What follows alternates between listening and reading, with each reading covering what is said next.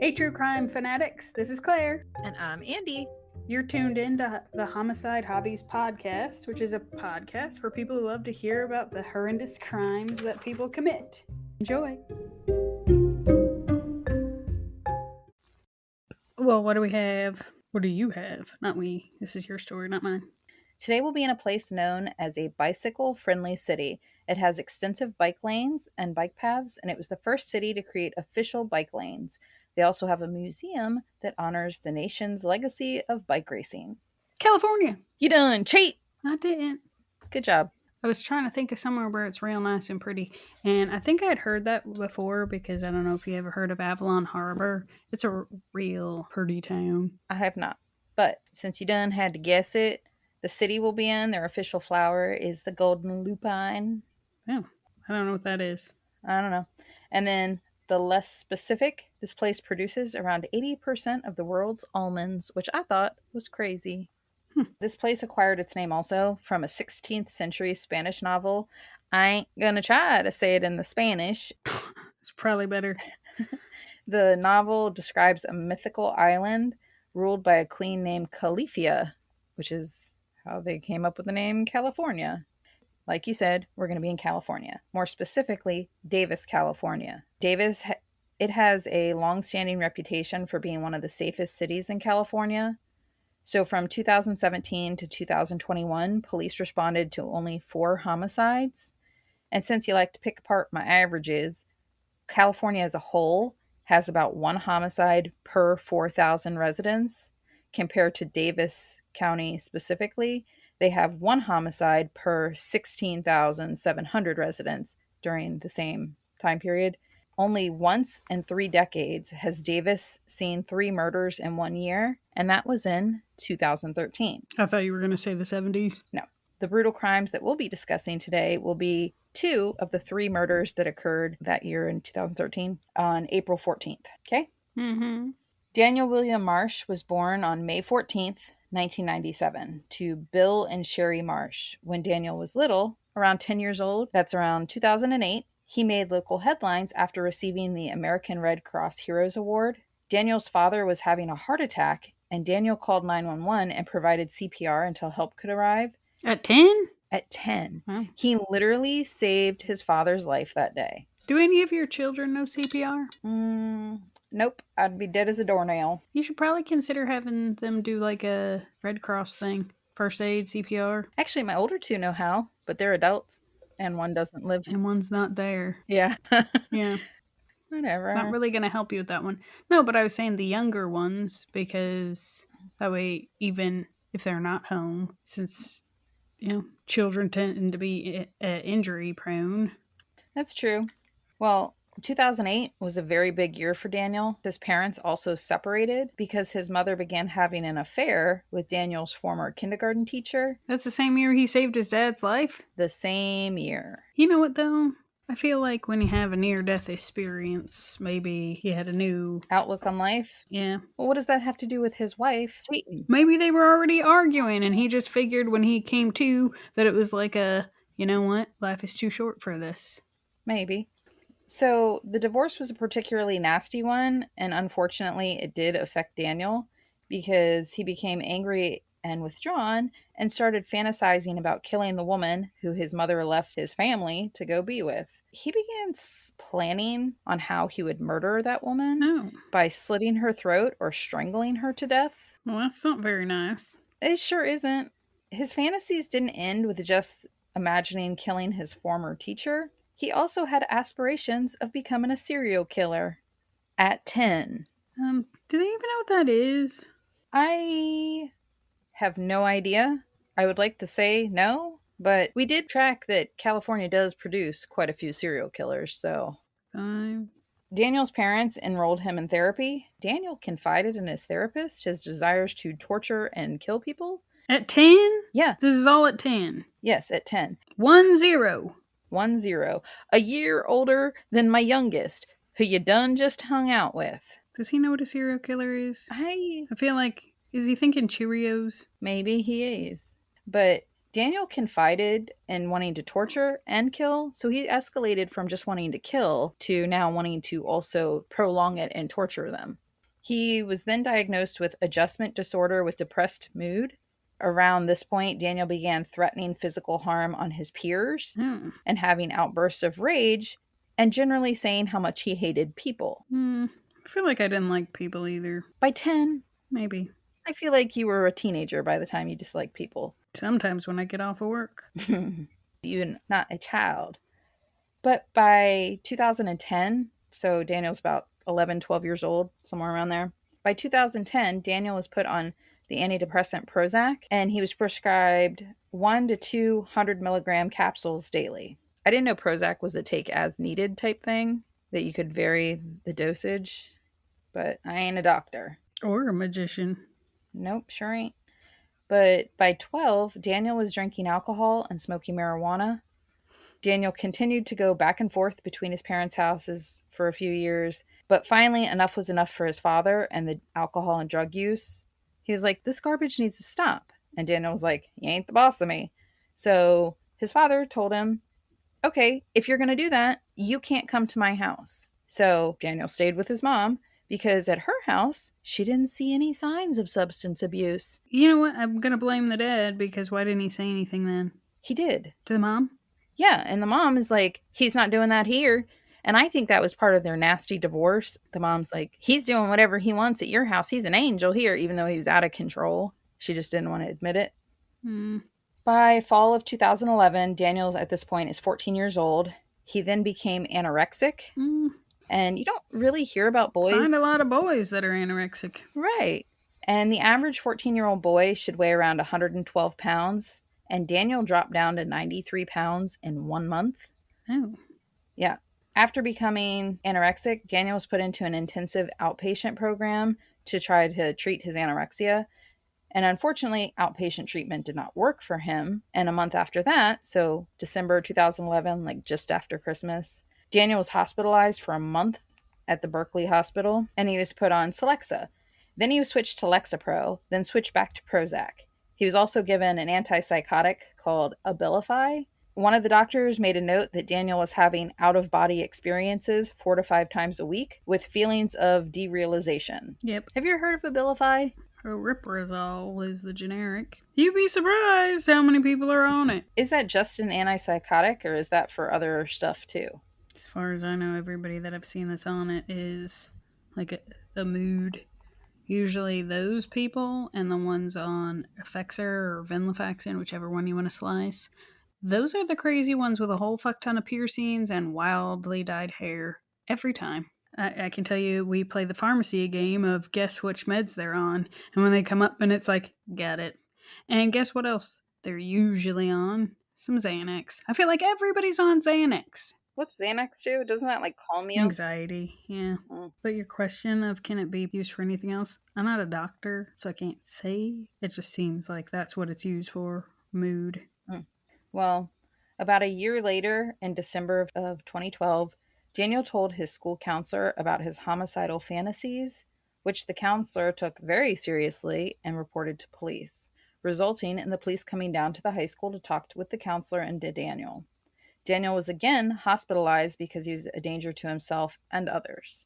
Somewhere in the year, Daniel was given Zoloft, which was then switched when he was hospitalized to Seroquel. He's 14? Yeah.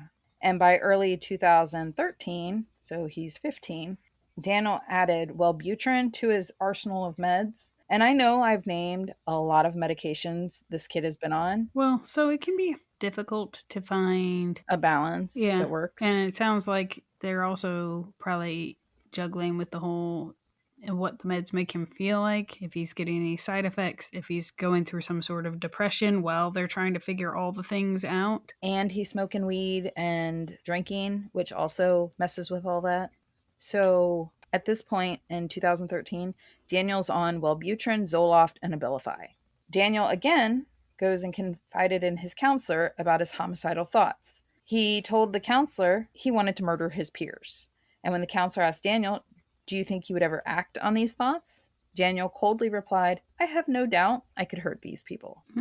Again, police were called out to the school.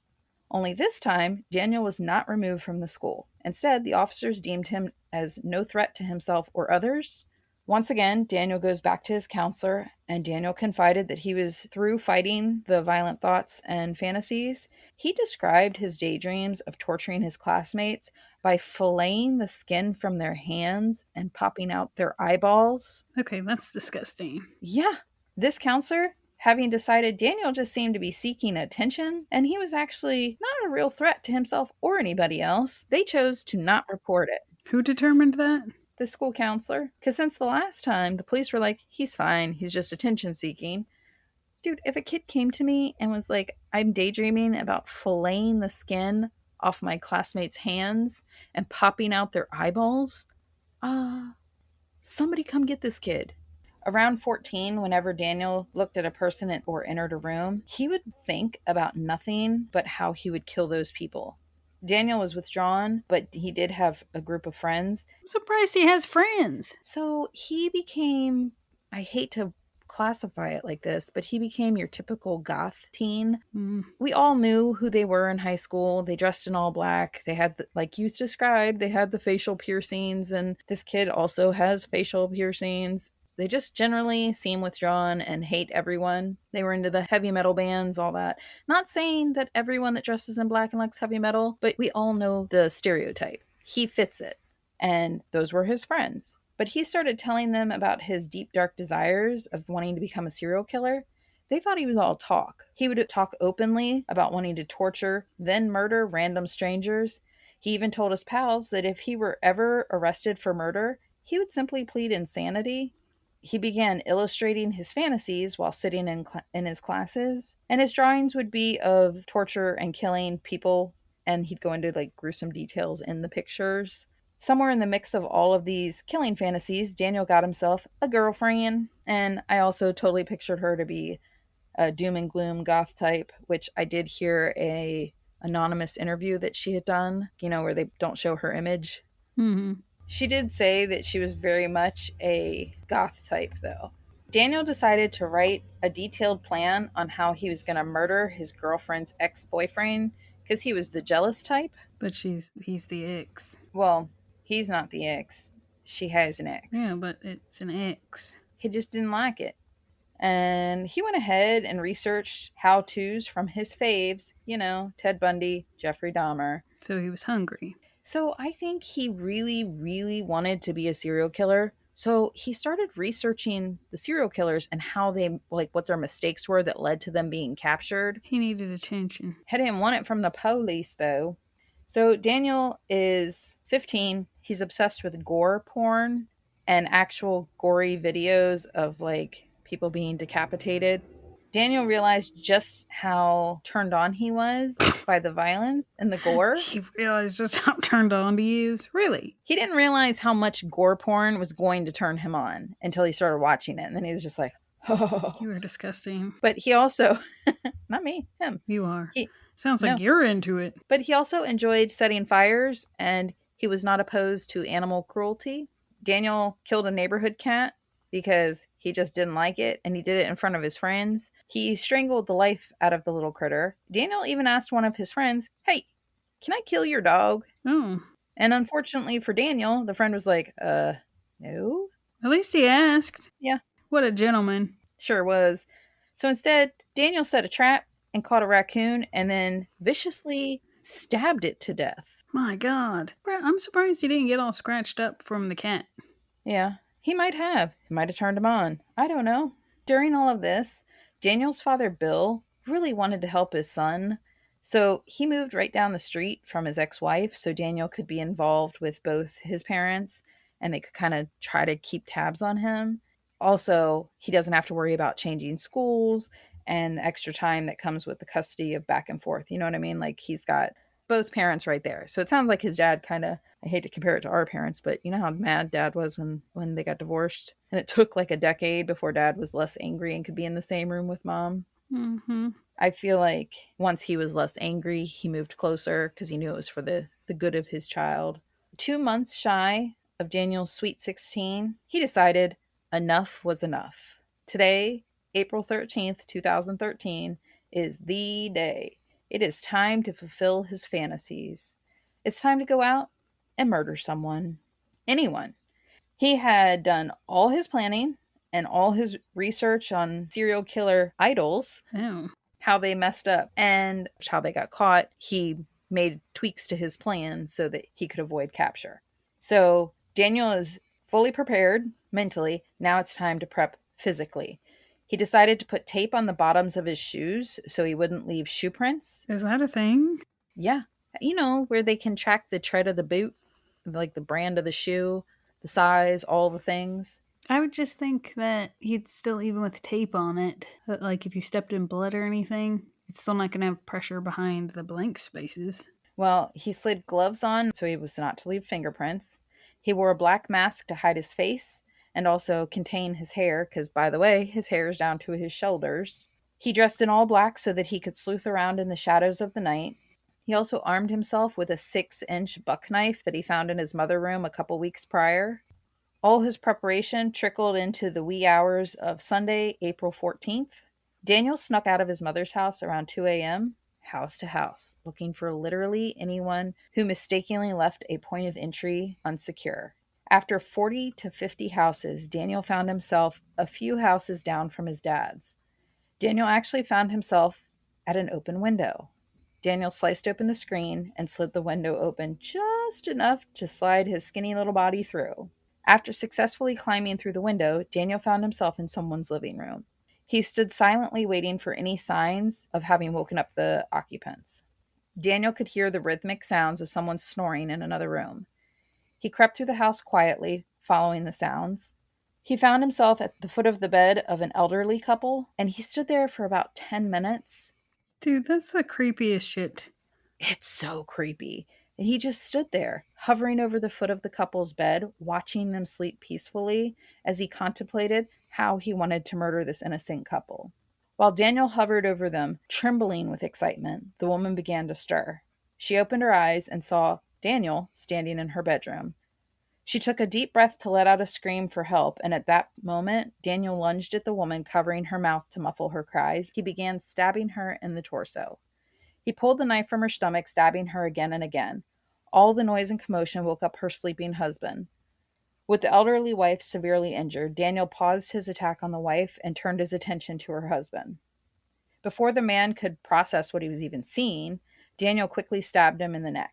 He withdrew the blade and began stabbing him repeatedly. She was trying to fend off Daniel and crying out for help and begging her attacker to please stop.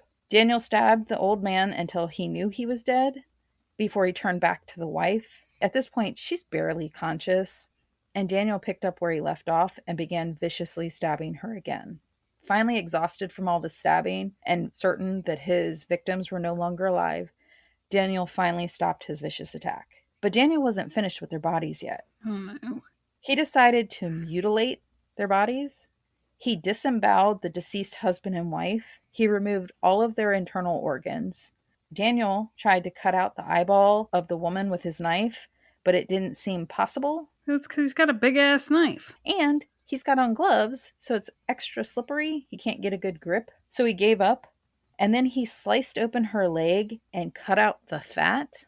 He then peeled open her torso and pulled the fat from her torso. Then, out of morbid curiosity, he sliced open the husband's forehead. Then, when Daniel was finished playing with the couple's gutted bodies, he found one of their cell phones. He then inserted the cell phone into the woman's empty abdominal cavity, and then he went to the kitchen and retrieved a drinking glass and put that in the husband's empty torso. Later that Sunday morning, when the elderly couple were not in attendance at church, their family members grew concerned. The elderly man's daughter, Mary, tried calling them. No one answered. When the elderly man didn't show up for a gig with his local folk band, his son Robert and one of his grandsons visited the couple's home. But with no sign of the missing couple, Robert left thinking maybe they were out of town and just they didn't tell him. Later that same evening, the deceased woman's other daughter, Laura, contacted police. Police met Laura at the couple's home to assist her in doing a welfare check. They rang the doorbell, no answer. They tried the doors, they were locked. Laura went around peeking through windows, as did the officers. When she went around to the back, she found the window with the screen that had been slashed open. Scared of what she might see, but curiosity getting the better of her, she peered through the window of the bedroom and saw blood. Blood was everywhere. The police shined in their flashlights and could see the bloodied couple, and at that point, they forced entry into the horrific crime scene. Horrific is right. How did he get home and not covered in all the things? The only thing I can figure is maybe he cleaned up in the bathroom, like himself, rinsed off. Yeah, but where did all the things go? He was bloodied. I think he rinsed his shoes off, but left the tape so he wouldn't leave a trail. But the murdered man, he was Oliver Chip Jennings Northup Jr. He went by Chip. He was born April 26th, 1925, in Nebraska. Chip would serve in the Navy during World War II. He became a prominent attorney with an undergraduate degree from UCLA and his bachelor's from Berkeley School of Law. He was elected to serve the Woodland School Board, and he was also the city attorney for Woodland, Winters, and Yolo counties. He was the president of the Woodland Chamber of Commerce and the president of the Woodland Rotary Club, Woodland, California, because I was like, he's really involved in Woodland. Woodland, California, over the years, has about, at this point, around 60,000 residents. So that's quite a few people that he's, involved with. And then Chip was also the co-founder of the Unitarian Church in Davis, California. Chip had also been married a few times. His first marriage resulted in 6 children. How does he have all the free time? My God. I know, right? His second marriage, that wife had 2 children that Chip would love as if they were his own kids. So that's 6 kids, 2 stepchildren.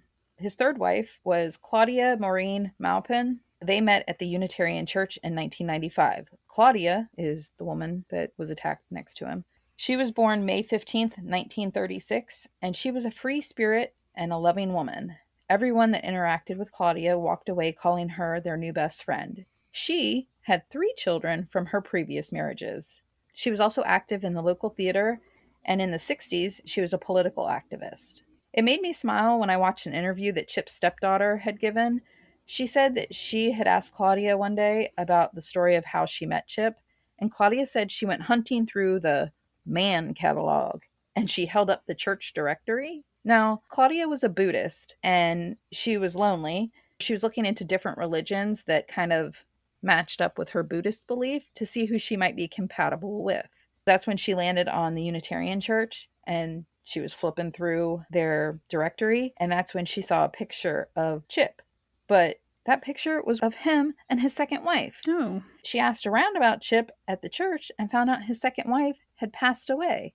That was when she went up to him and introduced herself. And from that point forward, the pair were inseparable. Claudia and Chip married a year later in 1996. Chip was 71 and Claudia was 60 when they got married. Their families combined, they had 11 children, 14 grandchildren, and 8 great-grandchildren. My God. Yeah. Can you imagine a barbecue there? No, that seems like you're going to buy out the whole meat section at Walmart. At the time of the gruesome murder, Chip was 87 and his wife Claudia was 76. Claudia had 74 wounds to her body. 67 were stab wounds. One of the stab wounds knocked out one of her front teeth.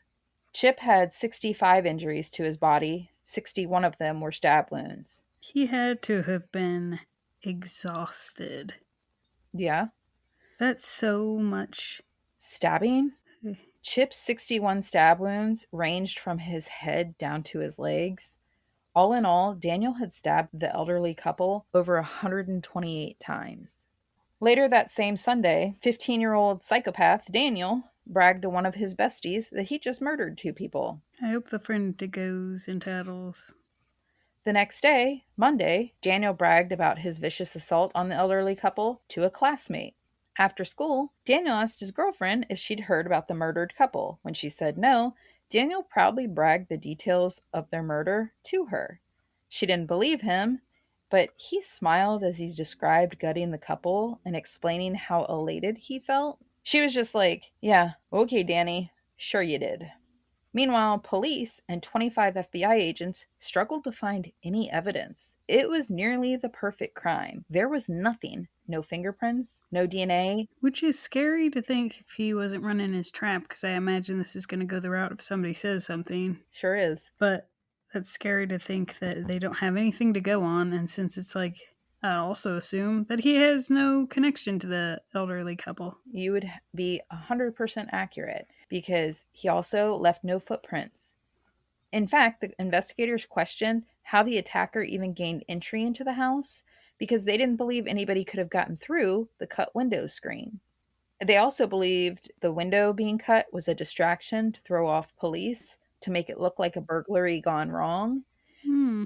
They were leaning towards the staged burglary. First of all, the couple had no enemies, and nothing was stolen from the house. Claudia's purse was left untouched, just sitting where she had left it last. The investigators did as they should and looked into the couple's inner circle. You know how they always look at the inner circle and then work their way out? Mm-hmm. They started with the family, which it's a very large family. How did he pick them? He literally went to 40 to 50 houses just looking for an open door, and he just circled them. Can I just say I'm disturbed how many times that's the case? Oh, that's a lot. It's so disturbing. In the process of looking into the family members, the more the police combed over the crime scene, the more they suspected the killer probably had a key. Now, remember Chip's son, Robert, knocking on the door that Sunday afternoon, and he had a key, but he didn't go into the house? Mm-hmm. He didn't use his key because he said nothing led him to believe there was any sort of foul play. Well, Robert has two boys, Oliver and Tony. Robert's youngest son, Oliver, had been diagnosed with schizophrenia. So police bring the two boys in for questioning because they believe since they had access to a key and then throw in some mental health issues, they believe that the boys must have done it. It had to have been two people because both husband and wife were stabbed next to each other. They thought for sure Robert's boys had done this, and they looked, it doesn't say how old they were, but they looked to be like in their early 20s. The family cooperated because they knew that their dad worked with law enforcement, the state's attorney, and knew that their dad would want them to cooperate and realize the evidence would show that they were innocent. At first, they were interviewed by police for 6 hours on one day, 8 hours the next, just day after day of realizing the police had them as the only suspects. Now, bounce back over to Daniel. It's Tuesday. He's bragged again to another friend, describing the murders as the best experience he'd ever had. His other friend asked him about the murders again, and Daniel described the brutality and the gruesome crimes as the best feeling in his entire life. Daniel was so elated after committing the brutal murders, and he was notably happier, that he was given the Student of the Month award at school. Oh. Disgusting, right? This kid is riding the high of such brutality. Then he decided it was time for show and tell. So he showed his group of friends the gloves he wore when he murdered the sleeping couple, the ski mask, the jacket, all the things he used in the assault, as well as the boots he'd worn, and he further explained how he taped the bottoms of the boots so he wouldn't leave the footprints. And most serious of all, Daniel proudly showed off the knife he used to stab and gut the couple at school. After a brief powwow, and now the media has gotten involved and everybody knows that this couple had been murdered and how brutal it was. They didn't know full details, but just that it was very gruesome murders. Daniel's girlfriend and his best friend Alvaro Garobe, they kind of got scared and they were like, I don't know what to do. And his pal went to the office and was like, hey, so Daniel has a large knife at school. Daniel was searched, the knife was found, and he was suspended from school. I think the suspension was pending like an expulsion hearing. But while Daniel was showing off to his teenage buddies, the police continued to press on Robert's boys, Chip's grandsons, because they truly believed that they were the perpetrators. And the investigators obtained a warrant and tore Robert's house apart for over 8 hours. They found a lot of questionable things in the house, and I feel like this would be mine and your luck if we were ever suspected of a murder. Oh, I was gonna say, No, but they come in the house, and for example, they had just had the carpets in the house steam cleaned the same weekend that Chip and Claudia had been murdered. So it looked like that was to hide evidence. Oh, that sucks. Yeah, so the police end up cutting out chunks of flooring to have it tested. The police even cut out pipes in the house, looking for evidence that might have been caught in the drains. They destroyed Robert's house. They also discovered a notebook of Tony's, the older boy, and in Tony's notebook, he had illustrations like of a violent nature.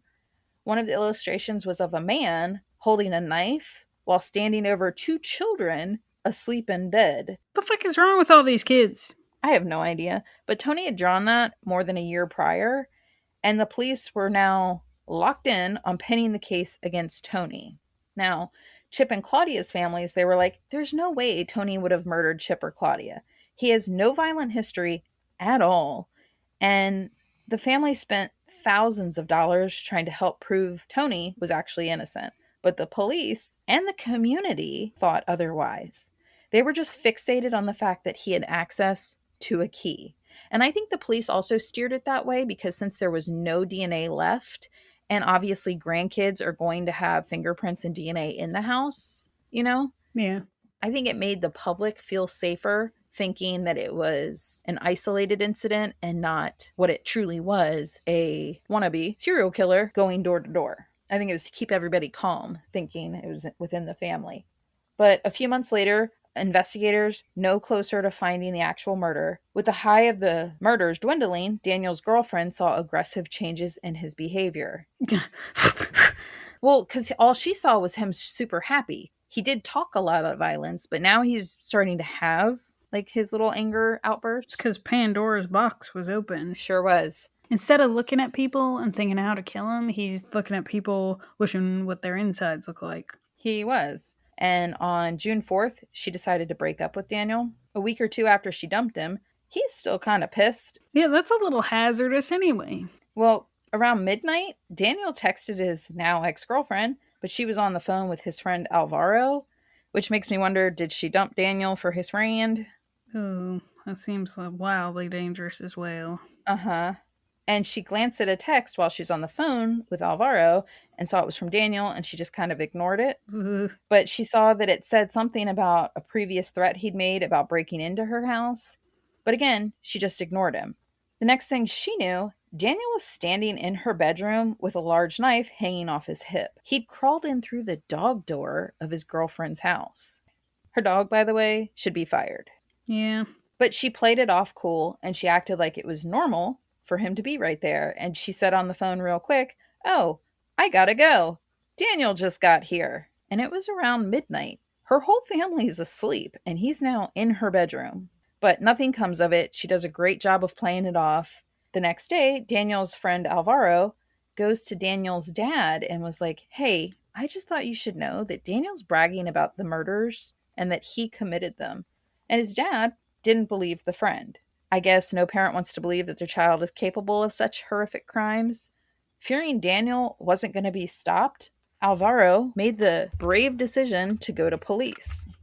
And that's where I've got this for you. This is the 911 call, part of it, that he made. Is there a way to just remain anonymous, or you can leave whatever type of message you want to leave him. I mean, you don't choose to leave your phone number, but the only hard thing is in case, I guess they would have more questions. I mean, if you don't want to leave your real name, that's fine. You can make up a name or at least a contact number so they can at least just call you back if they had more questions. I don't know if you'd be willing to do that. Well, I know everything, and it's really scary actually because he kind of threatened me and all that. You have like the suspect information? Yes, I know him. I know he told me everything that happened, everything he did, like all the little details. His friend was super scared, but that was him calling 911 to try to do the right thing. The 911 operator decided to go ahead and just transfer the friend while they had him on the phone to the actual investigators. He comes forward, tells them his name. If what he was able to give them was valid enough information to bring Daniel in, that they would be able to keep him safe. So Alvaro decided, you know what? I'm just going to do it. So he goes in and the police question him for hours at the station. The following day, June 17th, 2013, Daniel's now 16 and the police bring him in and he's arrested for the murders. After being brought in for questioning, at first, Daniel denied any involvement in the murders of Chip and Claudia. After 3 hours and 38 minutes of interrogation, police tell Daniel they found unknown DNA at the crime scene and that they were going to swab him for a DNA comparison. Then the FBI walks in and plays the recording of Daniel's ex-bestie and his now ex-girlfriend of them talking about telling the police everything they knew. And Daniel goes, "So I'm screwed, huh?" Kinda. And then while eating a snack, Daniel confessed. Like, talking about the details of the murder didn't affect him like it would anyone else. He was able to sit there and eat and drink while talking about gutting this couple. Time for your favorite, Claire. A puppet show. So Daniel, he's going to talk like this. And the detectives is going to talk normal. I don't feel sympathy for other people at all. I don't feel empathy for them. You mentioned that pretty much everybody you meet, you have thoughts about killing them and how you would kill them. So, how would you kill me? Just a lot of ways. Choking you to death with your tie, beating your face into the mirror until it broke using the glass to cut your arteries, gouging out your eyes, and just smashing your face into the wall. Nothing personal. The stunned officer sat there for a moment, and then Daniel informed them, all the evidence you need, you'll find in my mother's garage. Which the police went out, and they did find everything. They found his bloody clothing and the knife that he used.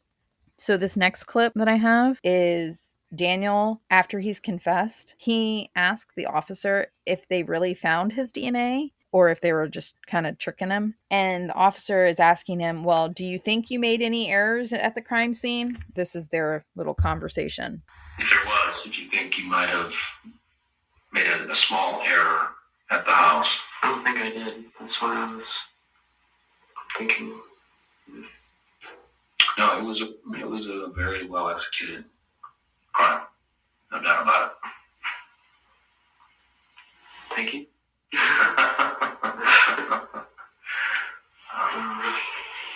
Clearly you're a smart guy. But for these afflictions, I think would have a different life, no doubt. Yeah, pretty much done now.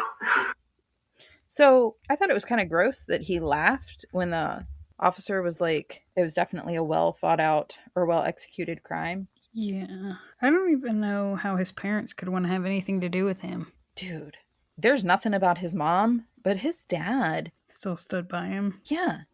And Daniel Marsh was officially charged with 2 counts of first-degree murder with special enhancements for intentionally killing more than one person. The other enhancements to the charges were demonstrating exceptional depravity in the killings, lying in wait to kill the victims, and inflicting torture in the commission of murders. Also for the use of a deadly weapon during the murders. Originally, Daniel pled not guilty, and it always baffles me when these criminals brag about the gruesome details of their crime, then try to plead not guilty. But later, Daniel tried to change his plea to not guilty by reason of insanity. Kind of funny, but Daniel's defense team hired a psychiatrist to evaluate Daniel, to help build their defense case. And during their meeting, Daniel threatened to murder the psychiatrist. And unfortunately, even though he acted batshit crazy, even if it was an act, him trying to appear crazy didn't work. The psychiatrist deemed Daniel as mentally ill, yes, but not insane. His defense team had no other leg to stand on, so they decided just, you know what? I guess we're just going to go with the insanity defense, even though our own psychiatrist is saying he is sane. Daniel's trial began on September 2nd, 2014. While he was 15 and still a minor when he committed the crimes, and now he's 17, but due to the brutal nature of the crimes, he was charged as an adult. Daniel's trial lasted for 5 weeks. His defense claimed that the uncontrollable violence was a side effect of all the different medications and his bullshit. Right? So between the medication side effects and his mental illness, that resulted in Daniel mentally snapping and becoming temporarily insane, which absolutely blew my mind because Daniel's father, Bill, did not believe his son was responsible for his actions. He believed it was in fact a side effect from all the medications. No. Nice try. But I feel like that's the only way he could look at his boy if he's like, oh, it was our fault we put him on these meds. Yeah. Well, and I think he was like, he lived with his mother. She's the one that agreed to do this. Another one of those situations.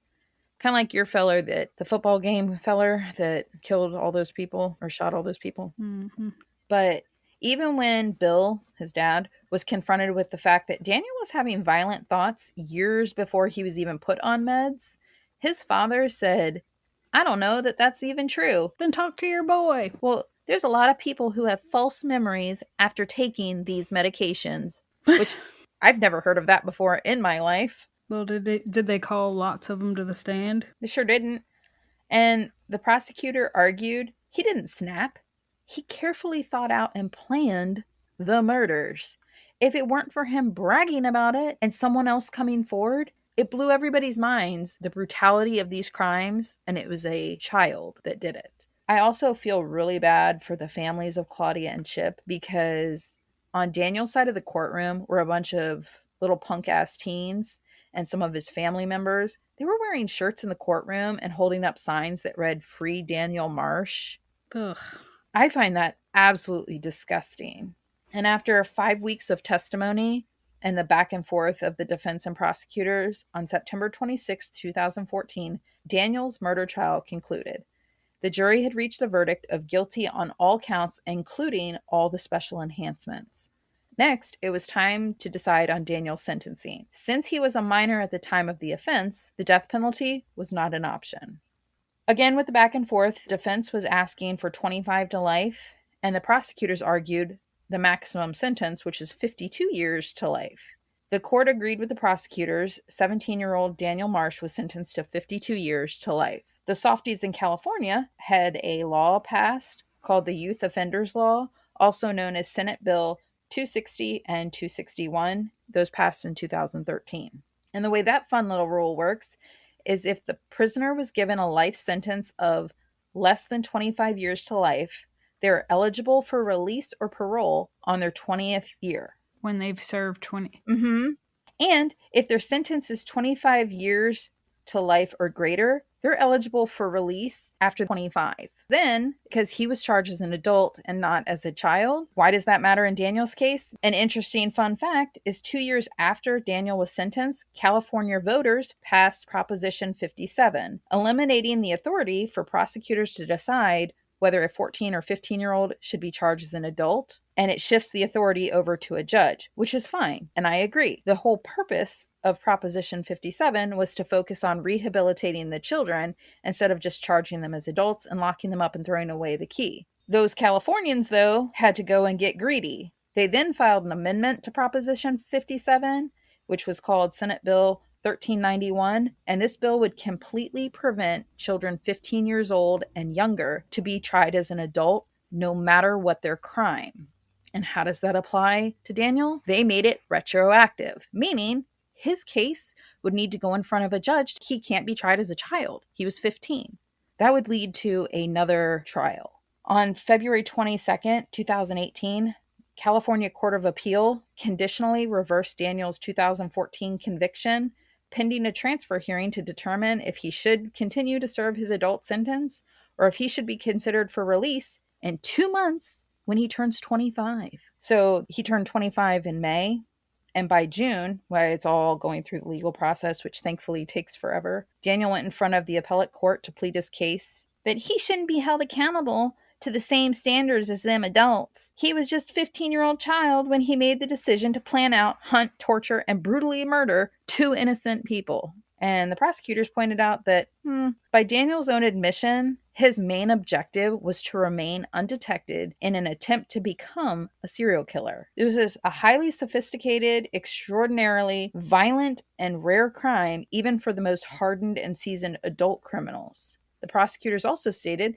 that there is no question that the crimes here were committed by a psychopath who is also suffering from mental illness. The more difficult question is whether Daniel Marsh is still a psychopath with criminal desires and whether that personality trait can even be rehabilitated. No.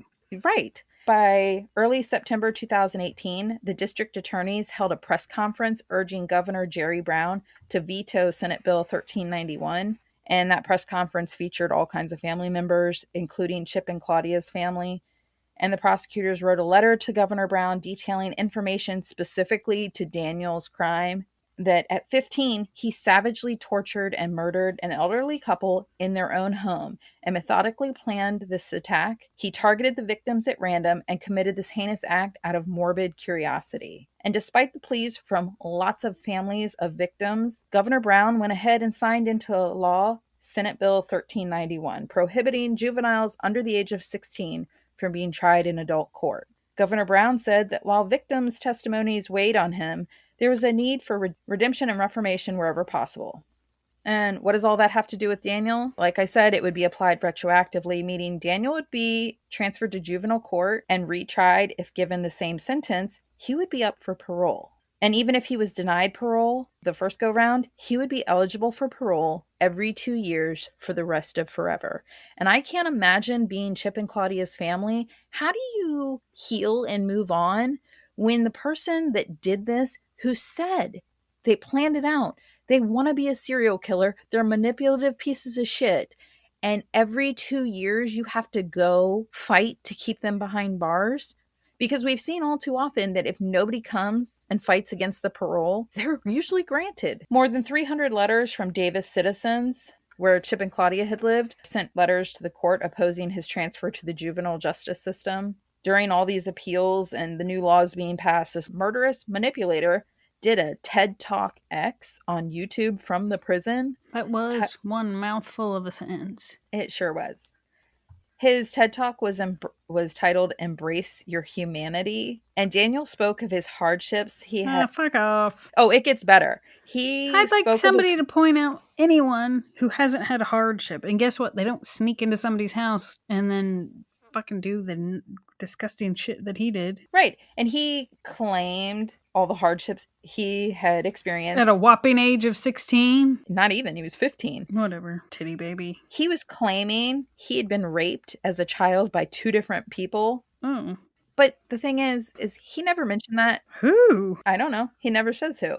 And then he also declared that he was in fact reformed and deserved another chance at life. And in this me video, he states, "I came to realize that there's no such thing as evil people in this world, only damaged people." All those babies and grandbabies and great-grandbabies Claudia and Chip had, they found that video deeply upsetting and managed to get it removed from YouTube within 2 days. Good. And thankfully, Daniel ends up in front of a wonderful judge who ruled that Daniel's adult case became finalized after his June 18th ruling, which was before the Senate Bill 1391 took effect, and therefore he could not be transferred back to that juvenile court. He will not be released at 25.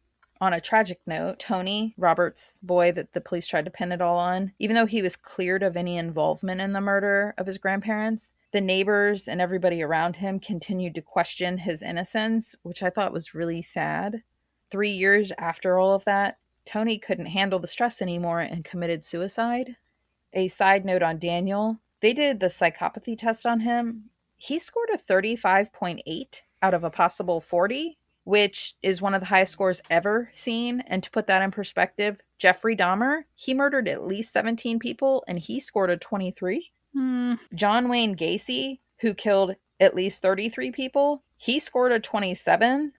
Their test scores were considered high. But I feel like he could also skew his answers because he's attention seeking. True. Well, I thought the opposite. I thought that John Wayne Gacy and Jeffrey Dahmer, because they were adults, that perhaps they were able to skew their answers by answering to score like on a more normal range of things.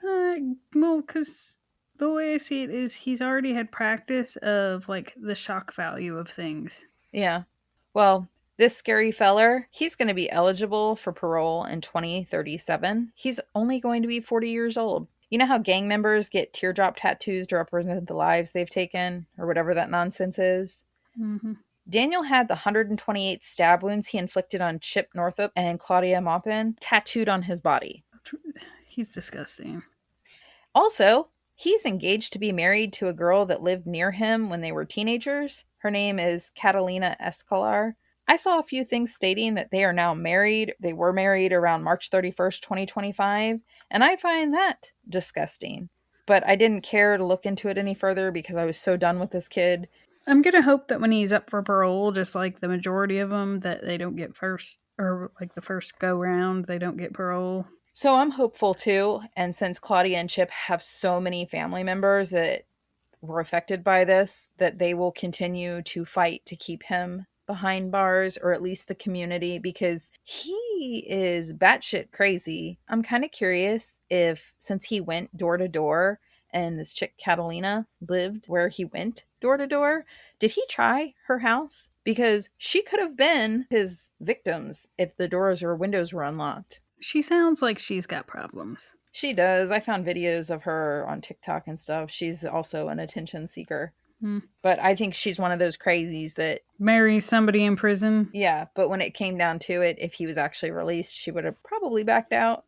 I found it appalling how many times he came forward to someone of authority and was like, I have these violent fantasies and I don't know what to do with them. But they were clearly trying to figure out some meds. Yeah, they were. You can't just throw somebody in the clink because they're having violent thoughts. Yeah, I'm not saying that. I'm just saying, like, he was aware of what his thoughts were and how they were wrong. And he was seeking help until he wasn't. Because they just thought he was a punk-ass kid. And then his violent thoughts were no longer taken seriously. And he was just kind of left alone to do whatever. And I don't know. I don't know what could have been done different. You know what I mean? Yeah. I don't know that there could have been. Yeah. But that is Daniel Marsh, and I hope Claudia and Chip family and the community, and really anyone that wants to jump on board of that his ass stays behind bars, because he should not be released. 40 is still plenty young to go do damage to society. For sure. He should never see the light of day. Well, he can through his bars. He shouldn't even get to have bars. He needs to be he should have been executed. I mean... Yeah. If ever there was a case of make an exception, this is it. I don't get why you can't put a kid to death. I mean, if you can't do it because they're small, well, they sit on death row for a while, so wait till after puberty if that's what tickles your fancy. Right. Hey, I'll send you a picture of him because he's really... So this is Chip and Claudia. The typical happy grandparents. This is Daniel and his dad when he was receiving... That is an awful angle. It is. But that was him and his dad when he was receiving the award for saving his father. It's too bad he didn't take that moment and become a doctor. So the prosecutor, it's kind of interesting.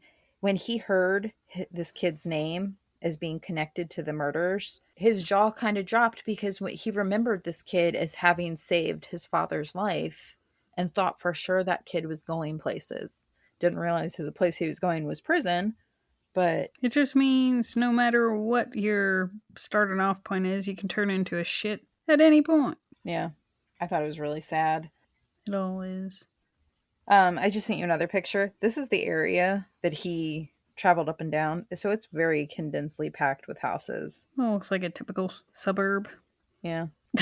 Areas Daniel may have walked. Well, fuck. I could take a picture anywhere then. You can watch his interview, but it's several hours. Not gonna. He couldn't really pinpoint which houses because he was just so excited to finally be acting out these fantasies that he just walked and tried house to house. I think the familiarity of the street his dad lived on is what kind of led him that direction. The house was actually 2 houses down from his dad. And his dad had just recently moved in there, but then couldn't afford the rent. So he turned around and moved out about a month after the murders had happened. And one of the neighbors even pointed out, hey, this feller moved in, the murders happened, and he moved out to the investigators. So they were kind of close to finding the feller. Well, I still say I don't understand how his parents... I know you said you don't hear anything about the mom, but I don't know how you could claim your kid. No. And I found it deeply disturbing that his father wasn't apologetic to the family. I wish the judge would have been like, get these kids out of here because they're wearing the Free Daniel Marsh and have signs. I don't understand how someone can be so heartless.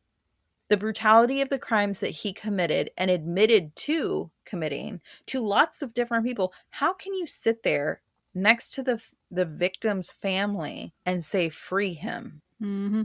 Those parents should be worried about their children. Those people should be worried about their children. They should. I still hope that he's not paroled. Same. Because I still say his issues are not like, he didn't have the flu. Right. Like, they're not going to go away. He's going to still have mental issues when he gets out. Hey, you know what? His whole, there's only damaged people, I found disgusting. And I'm glad that their family was able to get that shit taken down. I don't even know how he has internet access. Dude, I don't think they should be allowed to have internet access. It's really disgusting because I did see part of his TED Talk X. I don't even know if that's what it's called. That's what they called it, TED Talk X. But he's up on a stage talking to a group of prisoners. And it's like, don't spread your disease. About what? About how there's no such thing as evil people. It's just damaged people. No, don't justify your disgusting actions. You did what you did and got caught, thankfully, because he was a blabbermouth. I think it's also incredibly sad that Robert's son committed suicide. Yeah. And I realized the police were baffled as to how somebody was able to get in and out of that house and not leave DNA. The prosecutors and the FBI agent even specifically said if it weren't for him bragging to so many people, they wouldn't have caught him. Right. And even though he bragged, nobody turned him in. It wasn't till he started getting violent towards those people and threatening their lives that somebody came forward. It's really scary. I didn't even understand because that's not even that old of a case that he didn't leave anything behind. He just did a really good job. Well, he even had long hair. I don't understand how nothing. Well, he had his hair in a ski mask. Yeah, but teenage boys aren't notoriously clean, so in my mind, whatever he was wearing was not that clean. Well, we would have been wrong. He looks like somebody who would smell. He got the idea of the knife, by the way, from the Scream movies, of using that knife because he thought it looked cool. You can't tell the face I'm making, but I'm making a face. I can feel it. Though one thing he obviously didn't read about his idols, all their errors, apparently none of them bragged to people, so he didn't know to not. He wasn't good at keeping secrets. Sure wasn't. But I can tell you, for all future criminals out there, feel free to tell everyone. Absolutely. The more people that you tell, the cooler you are. Yep. And save your evidence. Make sure it's on your person all the time. Just leave a blood trail to your room. Yeah, but that's all I've got. Thanks for that. No offense to you, but does it not give you a little bit of the heebie-jeebies that you did a case to somebody who, if they get out of parole? No. Oh, okay. It didn't. Cool.